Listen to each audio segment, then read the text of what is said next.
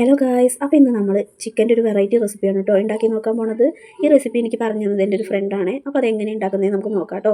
അതിനായിട്ട് നമ്മൾ ആദ്യം ഒരു ചട്ടി ചൂടായി വന്നപ്പം അതിലേക്ക് വെളിച്ചെണ്ണ ഒഴിച്ചു കൊടുത്തു കേട്ടോ. ആ വെളിച്ചെണ്ണയിലേക്ക് കുറച്ചധികം ചെറുള്ളി ഇട്ട് കൊടുത്തു. അത് നമ്മൾ അരിഞ്ഞിട്ടൊന്നുമില്ല കേട്ടോ, അങ്ങനെ ചെറുള്ളി അങ്ങനെ ഇട്ട് കൊടുത്തിട്ടാണ് കേട്ടോ. അപ്പോൾ അതാ ചെറുള്ളി ഒന്ന് മൂത്ത് വന്നപ്പോൾ അതിലേക്ക് തേങ്ങാക്കൊത്ത് ഇട്ട് കൊടുത്തു. ആ തേങ്ങാക്കൊത്ത് ഒന്ന് മൂത്ത് വന്നപ്പോൾ നമ്മൾ അതിലേക്ക് വറ്റൽമുളക് ഇട്ട് കൊടുത്തു കേട്ടോ. വറ്റൽമുളക് കുറച്ച് അധികം വേണം. ഈ 3 സാധനങ്ങളാണ് ഇതിൻ്റെ മെയിൻ ആയിട്ടുള്ള ഇൻഗ്രീഡിയൻസ് കേട്ടോ. അപ്പോൾ ഇത് നന്നായിട്ട് മിക്സ് ആയി വന്നപ്പം ഇതിലേക്ക് നമ്മൾ കുറച്ച് കറിവേപ്പില ഇട്ട് കൊടുത്തു. ശേഷം നന്നായിട്ട് ഇളക്കി ആ ഉള്ളി ഒന്ന് വഴണ്ട് വന്നപ്പം നമ്മൾ അതിലേക്ക് ഇനി പൊടികൾ ആഡ് ചെയ്ത് കൊടുക്കാൻ പോകുക കേട്ടോ. അപ്പോൾ ഇതിലേക്ക് വേണ്ട പൊടികൾ ഏതൊക്കെയെന്ന് പറഞ്ഞാൽ മഞ്ഞൾപ്പൊടി, മുളക് പൊടി, മല്ലിപ്പൊടി, ചിക്കൻ മസാല, ഇത്രയും പൊടികൾ ഇതിന് ആവശ്യമായിട്ട് വരുന്നുള്ളൂ കേട്ടോ.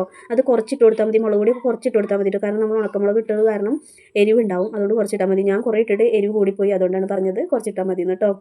പിന്നെ എരിവ് കുറേ വേണ്ടവർക്കാണെങ്കിൽ കുറേ ഇട്ട് കൊടുക്കാം. അപ്പോൾ മസാല സെറ്റായി വന്നപ്പോൾ നമ്മൾ അതിലേക്ക് ചിക്കൻ ഇട്ട് കൊടുത്തു. ഇതിൽ നമ്മൾ അഡീഷണൽ വെള്ളമൊന്നും ചേർക്കേണ്ട ആവശ്യമില്ല. ഈ ചിക്കനിൽ നിന്ന് ഇറങ്ങുന്ന വെള്ളത്തിലാണ് കേട്ടോ അത് കുക്കായി വരേണ്ടത്. അപ്പോൾ നമ്മൾ ചിക്കൻ ഇട്ട് മിക്സ് ചെയ്ത് കൊടുത്തു. ഉപ്പിടാൻ മറന്നു വരുന്നു, അപ്പോൾ നമ്മൾ ഉപ്പ് ഇട്ട് കൊടുത്തു കേട്ടോ.